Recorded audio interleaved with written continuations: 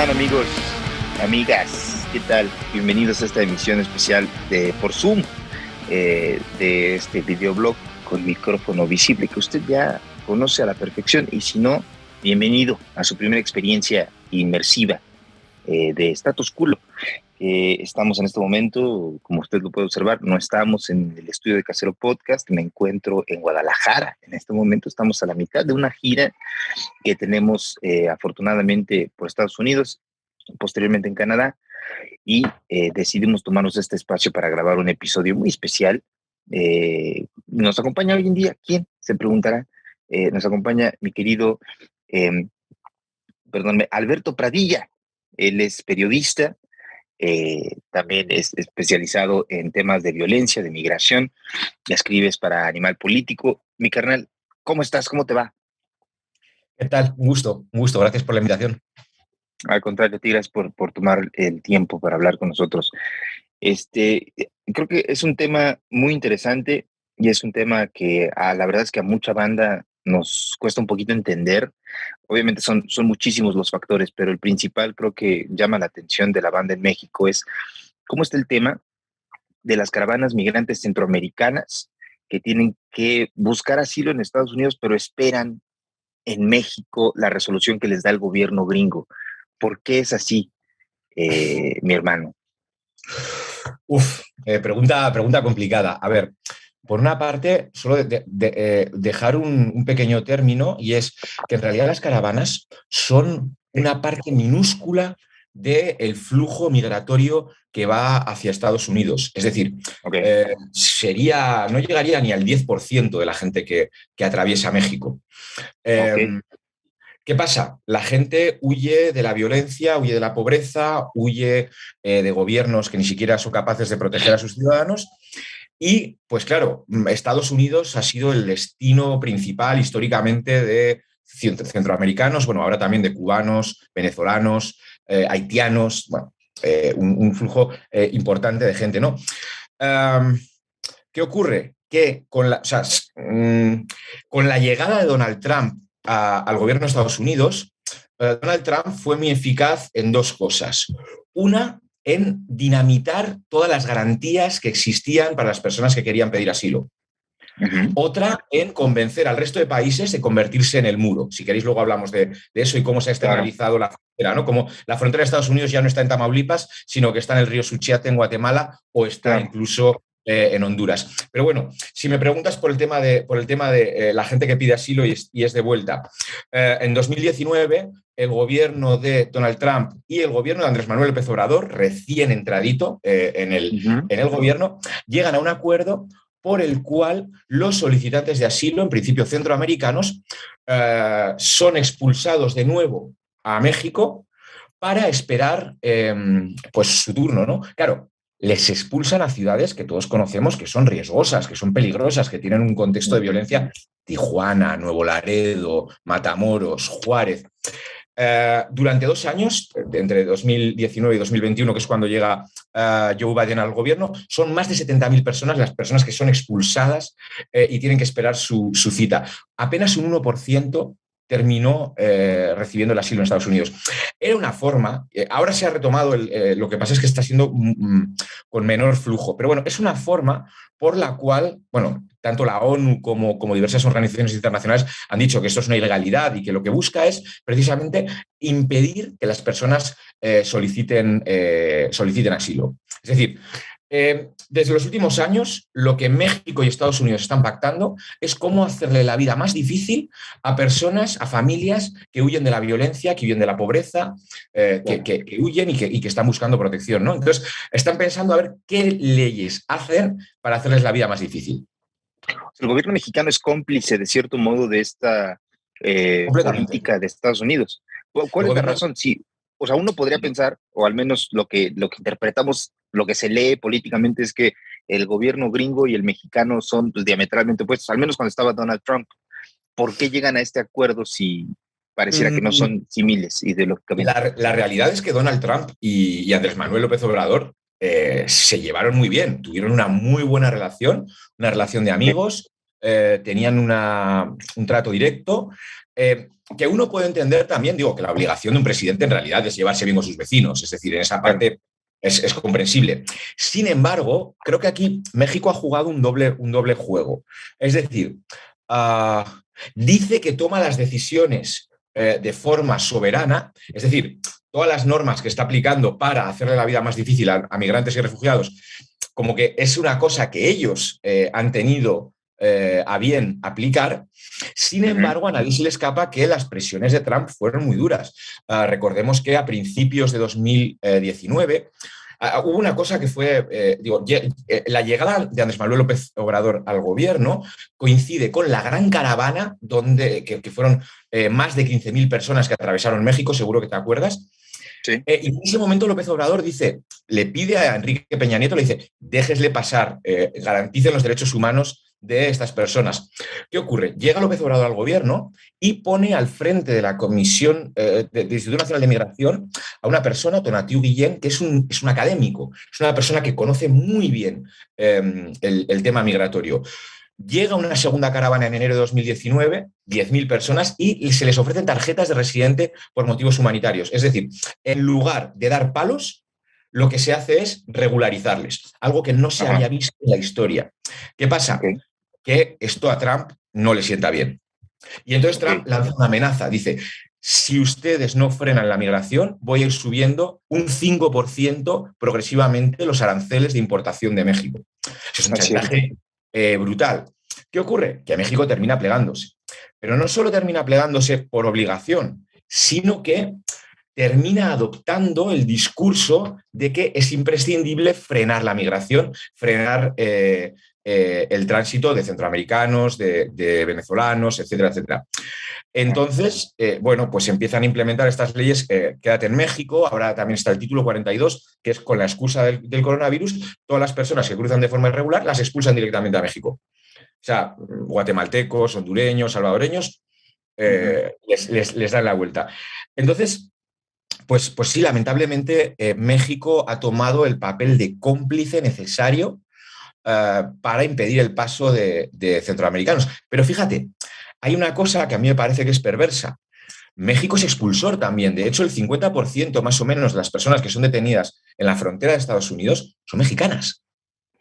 Entonces se da la perversión de que un país que no es capaz de mantener a su población, es decir, que tiene mucha población tiene la obligación de salir, migrar o de salir a pedir asilo, porque fíjate ahora mismo, por ejemplo, los albergues de Tijuana están llenos de mexicanas y mexicanos procedentes de Michoacán, de Guerrero, de Zacatecas. Entonces, un país que ni siquiera es capaz de garantizar la protección de toda su población se convierte luego en el policía a sueldo de Estados Unidos, ¿no? Es una lógica perversa un poco del penúltimo contra el último. Como tú estás un poco peor, te voy a joder la vida. Claro. Y esto, digamos que, además de como bien comentabas, que cuando empieza la administración de Trump, llevan a cabo estas medidas para poder evitar o hacer más difícil la solicitud de asilo de personas en Estados Unidos. ¿No se ha revertido con la llegada de Biden al poder? ¿O intentan hacerlo o no les interesa o se hacen mensos? ¿Cuál es la visión que tiene este gobierno? Fíjate que Biden hizo una cosa. Biden, hay un avance respecto a Trump. No es un racista. Eso está bien. Convendremos en que es una... está bien, ¿no? Es una ventaja competitiva.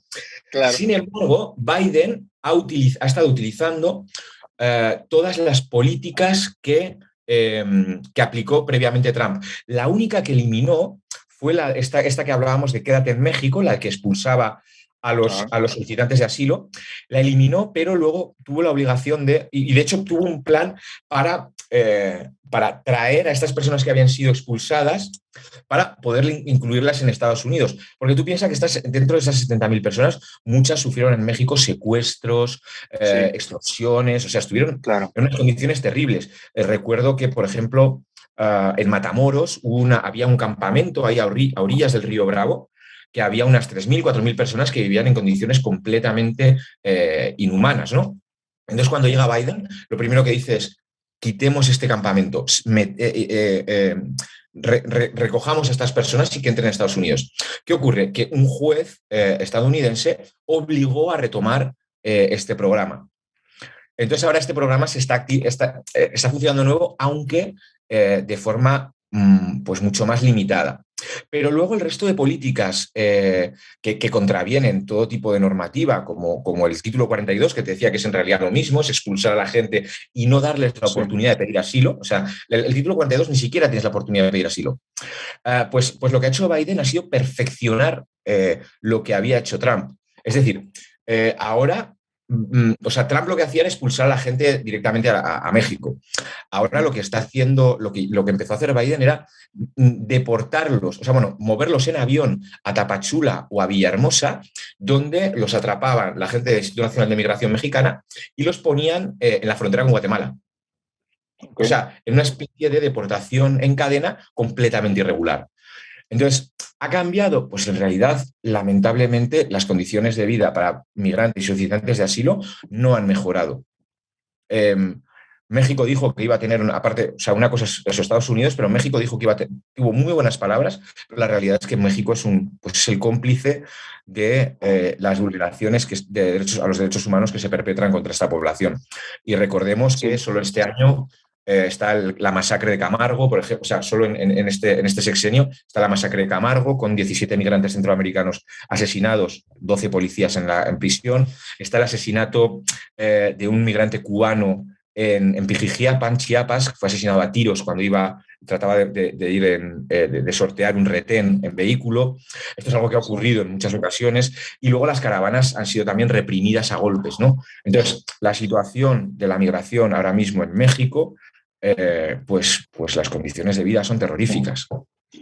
Hay creo que también una parte de la visión que tiene, es más bien, o sea, públicamente hablando, lo que he notado más bien es que en nuestro país no hay una línea discursiva en el gobierno, al menos que se repita constantemente, como muchas otras que repite el presidente todos los días, sobre la migración en el país. Y es cierto que se reciben muchísimas caravanas y han habido demostraciones públicas de ciudadanos totalmente xenófobas y expresándose en contra de la llegada de migrantes, tanto centroamericanos como de cualquier lugar. Y es cierto que en el país lo que se ha cuestionado y lo que se ha criticado por años de la política migratoria estadounidense, como bien mencionas, hoy en día se implementa también en el país y somos un país que está haciendo exactamente lo mismo que Estados Unidos hizo básicamente con mexicanos durante años cuando se incrementaron las migraciones de nuestros ciudadanos para allá. Y no hay una forma en la que nosotros como, digamos, personas de a pie podamos abrir el diálogo público porque no hay una postura oficial realmente. O sea, que yo recuerde, el gobierno prácticamente no menciona el tema públicamente. Mira, en eso lo que creo es que la posición política de México es la del cinismo. Claro. Es decir, lo que cuando sale Andrés Manuel hablando en la mañanera y diciendo es que les impedimos llegar al norte por su bien. Casi prácticamente están diciendo, no, es que les pegamos por su bien.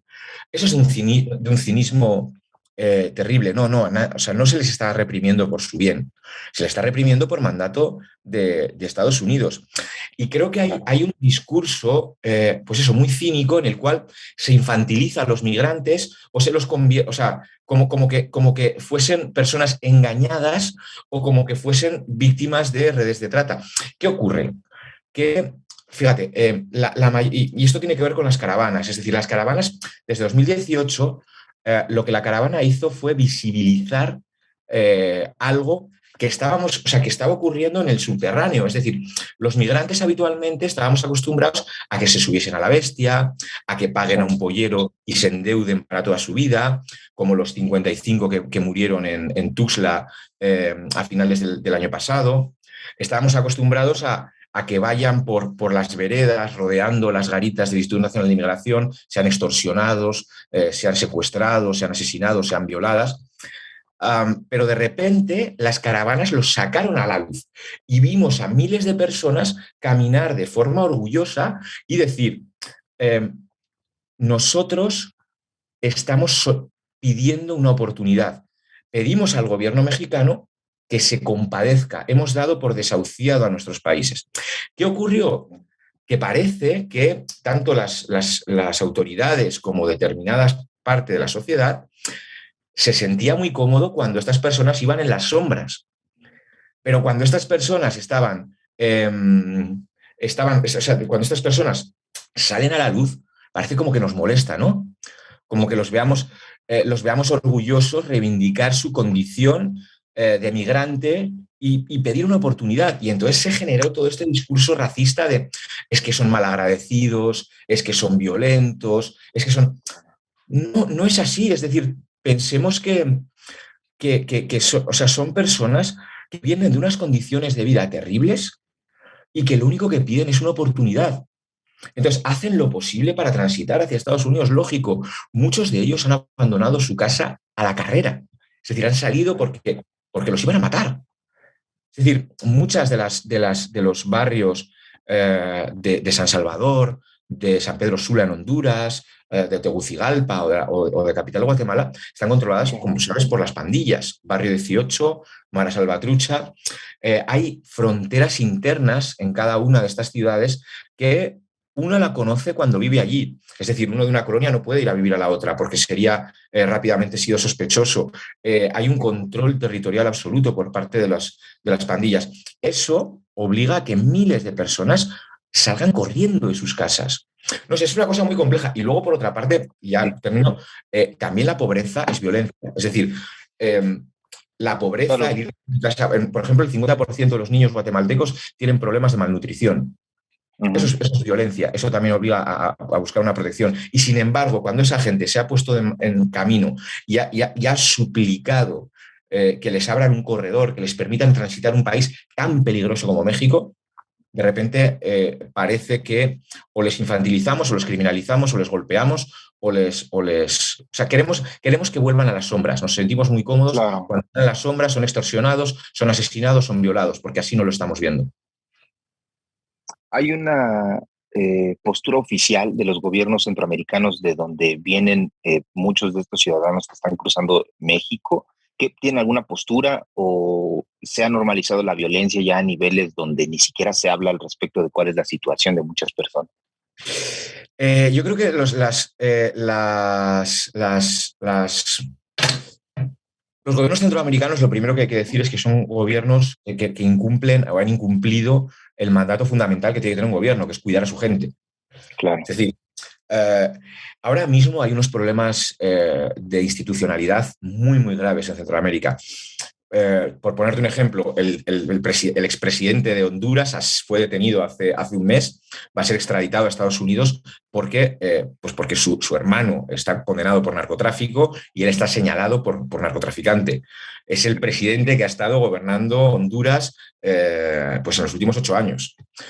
En El Salvador está Nayib Bukele, que es una persona que llegó al poder como una alternativa frente a un sistema bipartidista, que eran los dos partidos que representaban la guerra civil, Arena, la derecha, el Frente, la izquierda, pero sin embargo lo que está haciendo es destruir la institucionalidad, atacar a los medios independientes, generar un movimiento, una especie de autárquico, ¿no?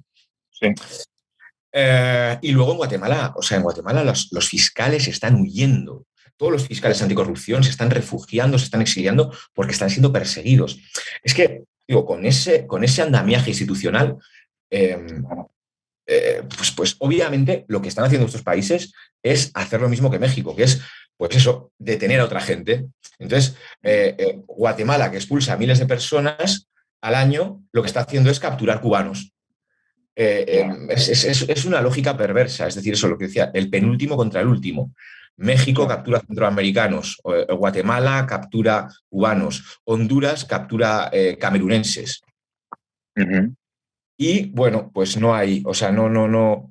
O sea, luego está este discurso eso de no viajen, no se pongan en manos de grupos del crimen organizado. Pero es que la gente cuando sale no tiene opción. No tiene otra opción. O sea, digo, no es algo que diga la gente, me voy por vivir una aventura. No, es que estás muriéndote de hambre, es que te pueden matar, es que las condiciones son realmente jodidas. ¿cómo es la solicitud de asilo? Porque, o sea, se habla al respecto de ello, pero, o sea, uno llega, digamos, a una ciudad fronteriza en México, viene de otro país, va a la embajada estadounidense, al consulado, solicita asilo y el gobierno estadounidense va a investigar cuál es su caso en específico. O sea, digamos que, ¿cuál es el proceso a seguir si es que sí se Sí, siguiera realmente? sí, no, en su momento, claro, todo esto cambió a partir de 2019, pero en su momento lo que hacía mucha gente era entregarse a la patrulla fronteriza, pedir asilo. Ok, En ese momento ya. hay una primera entrevista, que es la entrevista de miedo creíble, que es Ajá, cuando pues los funcionarios lo primero valoran si tu discurso puede ser creíble o no. Y en muchas ocasiones pues les dejaban quedarse en Estados Unidos mientras que duraba su proceso. ok, Claro, eso pues permitía también, pues es un alivio para gente que está en unas sí, condiciones muy precarias. ¿Qué ocurre? Que desde entonces, pues mucha gente o se está dificultando la posibilidad de pedir asilo directamente, es decir, tú te entregas a la patrulla fronteriza y te dicen, tú fuera de aquí, pero que quiero pedir asilo, no, no te quiero escuchar, no me interesa. O ujú, si pides asilo y te dicen, ah, bueno, sí, recojo tal, pero te expulso a México y tienes que seguir su proceso tu de vida. proceso allá. Fíjate, hay un detalle. En México, el índice de solicitudes de asilo se ha multiplicado, no sabría ahora decirte por cuánto, pero el pasado año, espera, no te voy a, no te voy a, voy a buscar el dato exactamente Claro, pero creo que eran bueno, más de 100.000 solicitudes de asilo el año pasado. No sé si eran 140.000. O sea, tú piensas que hace 10 años eran 1.300. O sea, es decir, se ha multiplicado. México no solo es un país de muchísimo. tránsito, sino que también está siendo ya un país de acogida. O Claro, sea, em, tiene que ver con mucha gente centroamericana que ya se queda en nuestro país, pero también, por ejemplo, con la llegada de miles y miles y miles de haitianos del año pasado que, de alguna manera, fueron el grueso de las personas que pidieron asilo en México. Pero también es interesante, es decir, no, la gente pide asilo en Estados Unidos, pero México también es un destino. sí, claro. Este, ¿En qué momento inició la política estadounidense? No sé si fue con Trump, porque lo que tenemos como en la cabeza, la mayoría de las personas creo, es que inició con Trump, pero esto es algo que pasaba antes, es algo que sigue ocurriendo. El tema muy sonado durante la administración pasada estadounidense con los inmigrantes que eran separados y llevados a celdas y no podían estar el uno con el otro, las familias separadas, niños en jaulas. ¿Cuándo empezó esto con Trump? Ya lleva Bueno, tiempo, sigue ocurriendo. los niños en jaula sí que fue con Trump y creo que, bueno, pues Trump fue, ¿no?, una bestialidad, o sea, una persona Claro, sin escrúpulos y que dio o sea, con un discurso además racista, abiertamente racista, ¿no? Sin embargo, recordemos que quien empezó, por ejemplo, a construir el muro fue Bill Clinton. O sea, ya nos vamos atrás. Y a Obama le llamaban deportador en jefe. Obama fue sí. el tipo que más deportó. O sea, entonces ha habido desde hace décadas pues una política de expulsión, de caza del migrante. Fíjate, un detalle. Hablamos de las pandillas y ¿sabes cuál es el origen de las pandillas en Centroamérica? La deportación de miles de centroamericanos en los años 90 después de la firma de los acuerdos de paz en El Salvador y en Guatemala. Es decir, Estados Unidos deporta a países que recién acaban de terminar una guerra a miles de pandilleros que llegan a un país sin instituciones, pero con un montón Claro. de violencia y un montón de armas, y allá es donde se empiezan a crecer. Es hoy en día pareciera que la propia violencia se ha pues colado hacia las instituciones en estos gobiernos, ¿no? Em, el modo, la violencia como un modo de vida, como una forma de entender la situación, no va a tener un impacto negativo en las generaciones de niños que no puedan salir, que tengan que crecer en estos países, no, eso perpetúa la violencia de cierto modo en la mente de la gente. Es que fíjate, el tema de la violencia es una cosa interesante porque en los últimos 3, 4, 5 años hay una tendencia a la baja en el número de homicidios, tanto en Honduras como en Guatemala como en El Salvador. Ajá. Eh, de hecho, hoy en día, por ejemplo, las tasas de homicidios de El Salvador, que en 2015 era el país más homicida del mundo, con tasas de asesinatos de 100 asesinatos por cada 100.000 personas, ahora mismo está en torno a los 20, está por debajo de México. O Ok, sea, ahora México tiene tasas de violencia mucho más altas y luego en ok. zonas, por ejemplo, como Zacatecas o Michoacán, Ujú. tiene tasas de violencia que supera a países en guerra. Claro. En Centroamérica lo que ocurre, y es algo que creo que no, o sea, han bajado los homicidios, pero eso no quiere decir que haya bajado el control territorial que tienen las organizaciones delictivas, es decir, en este caso las pandillas. Las pandillas siguen extorsionando a todos los comercios de la zona que ellos controlan, siguen manteniendo estas líneas, estas fronteras invisibles, siguen pues siendo un poco quienes determinan el día a día de sus comunidades. Entonces creo que, aunque los homicidios hayan bajado, estoy seguro que tiene que ver con una lógica interna de las pandillas. Es decir, ellos deciden cuándo matan y cuándo no. De hecho, justo Ya. estaba viendo que hoy concretamente en El Salvador se había disparado, había habido, ten en cuenta que El Salvador es un país de 7 millones de habitantes, había habido 15 homicidios en lo que llevamos de día, cuando ahora se había conseguido bajar a 2, 3. 15 homicidios en un día, ¿por qué? No sé, tendrá que ver con lógicas, bueno, que seguro que hay colegas, aquí sí que recomiendo leer a los compañeros y las compañeras del Faro, por ejemplo, la gente de Factum, que es gente que lleva muchísimo tiempo explicando la violencia y que nos ayudan mucho a entender qué es lo que ocurre allá, ¿no? Y que además están siendo Claro. perseguidos por su gobierno. Antes de la caravana migrante esta que comentabas, fue en 2018, ¿no? 18, sí, el Cuando 2018. 12 de octubre, 12 de octubre de 2018. Eh, Había habido un fenómeno similar de visibilización tan masiva de la migración que pasaba por México, no de mexicanos, sino de otros países antes de esta caravana de 2018, o fue el primer evento, digamos, que visibilizó este tema. Bueno, yo recuerdo que en 2014 hubo la denominada crisis de los niños migrantes, que Ujú. Obama lo calificó como una crisis humanitaria. De repente miles de niños, niñas y adolescentes pues aparecieron ahí en la frontera. Bueno, no aparecieron, obviamente, se trasladaron Claro. para cruzar a Estados Unidos. Y recordemos que durante el inicio del siglo, la Bestia, el tren que atraviesa Sí, México de sur a norte, ha sido el símbolo de claro. la migración centroamericana. Pero no es algo que sea nuevo. O sea, recordemos, por ejemplo, los Tigres del Norte tienen la canción Tres veces mojado, por ejemplo, Ujú. que es una canción de los años 80.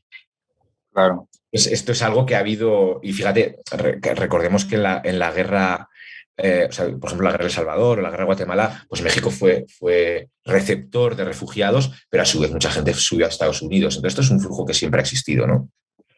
Siempre ha existido el tema de gente que está escapando de situaciones que le permiten llevar una vida plena. ¿Hay posibilidad o tú ves viable que el gobierno mexicano en algún punto decida abrir, o sea, no tanto para hacer un puente hacia Estados Unidos, sino un país receptor de migrantes para darles oportunidades, para darles un espacio, entre comillas, seguro si están buscando salir de sus países? ¿O crees que siga esta medida, esta política de represión de, Yo creo de que, digo, migrantes? es muy difícil porque la política de México está vinculada a lo que determina Estados Unidos. Eso es Claro, así. es O sea, cierto. Sí, no recuerdo quién era lo que decía, lo de tan lejos de Dios y tan cerca de Estados Unidos. No recuerdo quién claro. fue el que lo dijo.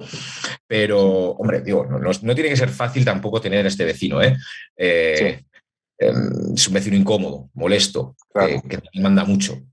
Entonces Sí, sí, digo, sí. no se puede cargar todo también, o sea, me parece que entiendo, o sea, yo también creo que, bueno, tanto López Obrador como el resto de presidentes han tenido que tomar decisiones complicadas, pues porque tienes un vecino, pues que es la principal Claro. potencia mundial y que además pues tiende a considerar que América Latina es su patio trasero, mucho más Ujú. México y Centroamérica.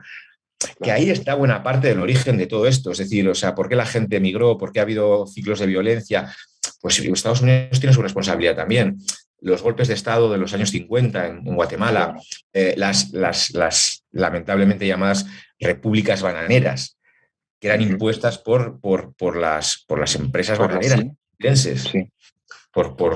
Entonces, todo esto no se puede entender si no se hace una retrospectiva, se ven las dinámicas económicas, las dinámicas de colonialismo, las dinámicas de explotación, de despojo, de élites extractivistas, bueno, de un montón de cosas que no se van a resolver ni mañana ni pasado. O sea, México básicamente no es independiente en cuanto a su política migratoria. Depende siempre de Estados Unidos. Pues lamentablemente no, pero es que además, o sea, obviamente tiene el mandato de Estados Unidos, pero es que además México también depende mucho de los migrantes. Es decir, no sé cuál es el porcentaje del Producto Interno Bruto de las remesas, pero hay muchas familias que viven de las remesas. Claro. Es decir, sí. Es que la vinculación entre México y Estados Unidos es muy fuerte. Sí. Y pues lamentablemente estamos en una época en la que pues Estados Unidos presiona mucho para que México ejerza de policía. Claro. Ha habido, además de los señalamientos de organizaciones internacionales de la ONU, alguna sanción que se haya intentado implementar a México por estas políticas tan de la verde que está llevando a cabo? Pues, mira, me parece una muy buena pregunta y la verdad que no ahí me pillas. Pues la verdad que no tengo ni idea. No sé, la verdad que no estoy pensando, pues me imagino que habrá habido casos en los cuales la CIDH o demás, o sea, digo, porque hay muchas organizaciones, o sea, hablamos de la cosa negativa, pero México tiene un montón de organizaciones solidarias que pelean, claro, que luchan por los derechos de las y los migrantes. Y esta gente obviamente acompaña casos, denuncia, pelea. Sanciones quizás yo diría que no. Creo que es muy difícil que sancionen a un país, no sé, como están sancionando ahora mismo a Rusia, ¿no? Claro. Pero sí ha habido, obviamente, denuncias por violaciones a los derechos humanos y por excesos, ¿no? Claro. Si recuerdo, bueno, la propia CNDH, la Comisión para los Derechos Humanos, Nacional para los Derechos Humanos, sí ha emitido un montón de recomendaciones, informes, quejas, pues quejándose del maltrato que hay en los centros de detención, que les llaman estaciones migratorias, pero en realidad son cárceles. Se han quejado de los golpes que se les da a los migrantes, se han quejado de asesinatos, de malos tratos. Lo que pasa es que al final esta es una política de Estado y hay una impunidad absoluta. Claro. Quisiera, hay un tema de mí que me llama mucho la atención y creo que también a la banda en general, al menos de la Ciudad de México. Hay cada año lo que he notado es un incremento en, por ejemplo, la Ciudad de México al menos, de números de migrantes venezolanos. En la Ciudad de México, al menos en el área de comedia, hoy en día en Ciudad de México tenemos una rica variedad de muchos comediantes, tanto hombres y mujeres que son venezolanos, que están trabajando ya en Ciudad de México. Varios compañeros de mi hijo en la escuela son venezolanos, vecinos en la casa ya tenemos que son venezolanos. ¿Cuánta gente ha migrado de Venezuela? La diáspora es muy grande, ¿no? No sé cuántos millones estemos hablando, más o menos. Se considera que han abandonado Venezuela en los últimos años aproximadamente 5 millones de personas. Sería el segundo país, según datos del ACNUR, sería el segundo país con mayor número de desplazados por detrás de Siria. Ahora habría que ver porque, digo, en Ucrania también, pues eso. Claro. Todo está cambiando, obviamente, por la guerra, ¿no? Pero han sido muchas personas. En el tema de los venezolanos, se ha ido cerrando cada vez más el espacio que permite a los venezolanos viajar. Durante mucho tiempo, los venezolanos y las venezolanas llegaban a México en avión. O sea, vuelos a Cancún o vuelos a Ciudad de México, donde aterrizaban, tal, no tenían que pedir visa, entonces se instalaban aquí y ya en ese momento empezaban a pedir asilo o regularizar su situación. Ahora les han ido cortando en todo el continente, les han ido cerrando el tema de la visa. ¿Pero los gobiernos receptores o el gobierno venezolano? Sí, el gobierno de México, por ejemplo, ha impuesto visa ahora mismo a los venezolanos. Claro. Entonces, ¿qué ocurre? Estamos viendo ahora mismo un fenómeno que no veíamos hace un año y es que cada vez hay más familias venezolanas que llegan a México a través de la ruta terrestre, es decir, atravesando el tapón del Darién. El tapón del Darién, sabes que es una selva que está ubicada entre Colombia y Panamá.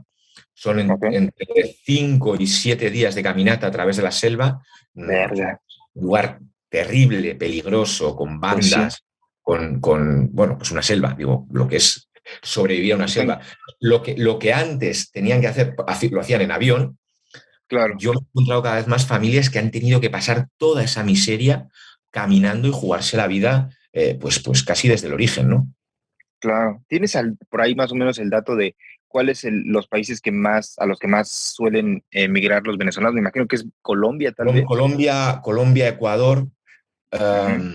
pero Chile están viajando mucho. Pero fíjate, hay una cosa. Sí, El año pasado, no sé si recuerdas que hubo un momento en el que entraron, había unos 15.000 haitianos en la frontera, ahí en Ciudad Acuña, que es un sí, pueblito que está ahí en la frontera de Estados Unidos, ahí en Río Bravo. sí, sí, sí. Llegaron 15.000. Había en el cono sur, había unos 200.000 haitianos. Se pusieron en marcha, se calcula que unos 60.000, que pasaron muchos de ellos por México. Ujú. Tú piensas que hay 5 millones de venezolanos en la diáspora. Imagínate qué ocurriría solo si suben un 10%. Es decir, estamos hablando de... y claro, lo que están haciendo los países es ponerles más dificultades a gente que está huyendo de unas condiciones, pues de una crisis Claro, política terrible, de unas condiciones de vida muy graves. Entonces, sí. no sé, realmente en lugar de, o sea, pues eso, en lugar de pensar de qué manera se puede ayudar a la ciudadanía, pues por desgracia los gobiernos lo que hacen es cerrar más puertas y cerrar más Se busca puertas. frenarlo. Policías. Ya. El tema de la migración haitiana también es que la verdad, yo como persona de pie escuchas, pero no sabes la dimensión de los números, la gravedad del tema, porque también de Haití han salido bastantes personas refugiadas que buscan asilo, más bien, hay varias en México, ¿no? Como más o menos como cuántas personas tenemos en México de Haití. El año pasado solicitaron asilo unas 60.000 personas, No mames, es un chingo. procedentes de Haití. Pero Claro. la verdad es que la mayor parte de ellas eran personas que vivían ya previamente en Brasil o en Chile y que después Ujú. de la pandemia de COVID-19 y ante la imposibilidad de regularizar su situación en Chile o en Brasil, se hartan y dicen, bueno, pues vamos a Estados Unidos. Atraviesan todo el continente, que fíjate, o sea, son Mames, kilómetros, es son riesgos, son muchísimo. peligros. Y Sí, pues muchos se encontraron en México como que no, pues con el muro, con que no podían pasar. Pero hay claro. que pensar que Haití es un país, es el país más pobre de la región. Sí, En 2010 hubo un terremoto que lo dejó destruido y no se ha sí, recuperado.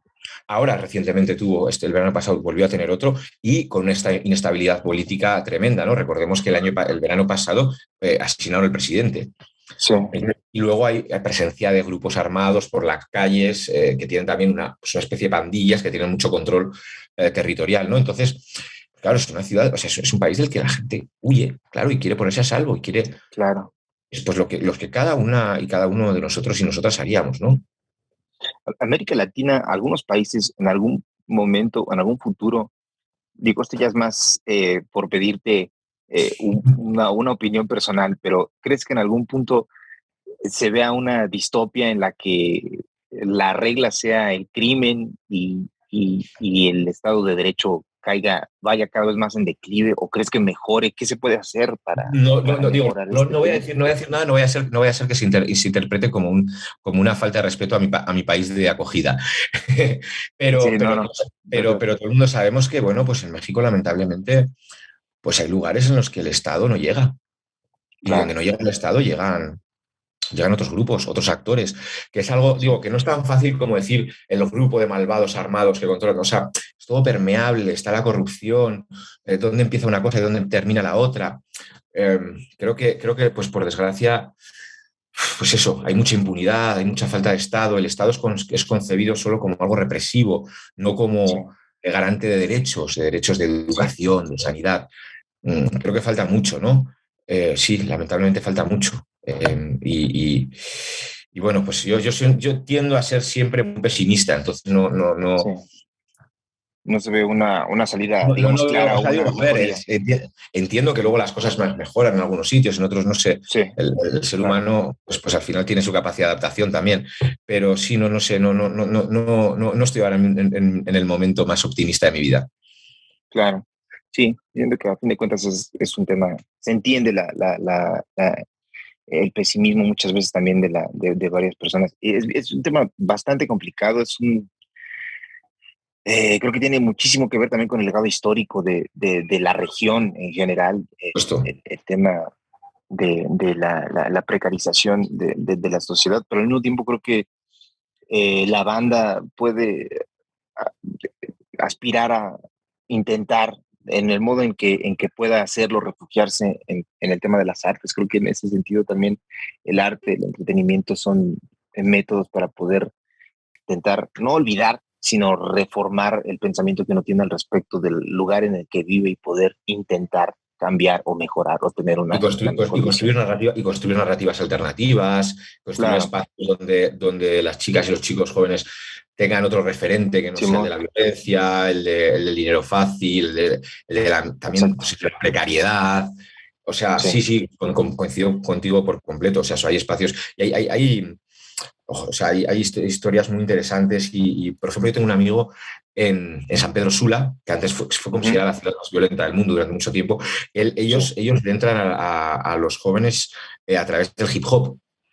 Y la verdad es que hacen un trabajo increíble en muchas colonias precarias, colonias sí, populares, colonias donde no entra el Estado, donde la única presencia del Estado es la de un policía que le amenaza a claro, los chicos y las chicas que están allá, y ellos, pues a través del hip hop, a través del breakdance, a través de la cultura popular, pues construyen claro, otras narrativas y construyen comunidad, ¿no? Una comunidad sí, piensa en superarse y piensa en el apoyo mutuo, ¿no? sí, así es. Verga, qué tema, la verdad es que es muy interesante. Ojalá, ahora que estemos de regreso ya en Ciudad de México, podamos agendar una, si tú gustas ya en vivo, ahí en el estudio para Seguro, con un extendernos mezcalito. más. Sí, sí, sí, extendernos más en la plática y que la banda Claro, también se meta de lleno en el tema, que es un tema que nos atañe a todo el mundo. Muchas veces en México tenemos la mala creencia de que solo es algo que le pasa a las personas mexicanas que van a Estados Unidos porque es el diferente de migración que tenemos, pero es de toda América Latina. Entonces, por supuesto. muchísimas gracias, Alberto, te lo agradezco mucho, gracias por acompañarnos. Mi querido Chine, gracias también por estar ahí presente en la sombra, pero presente durante toda la grabación. Gracias por el tiempo, le agradezco a usted que está viendo el episodio y nos estaremos viendo próximamente en vivo, esperemos ya de vuelta en el estudio cuando regresemos de la gira y le mando un respetazo. Muchísimas gracias.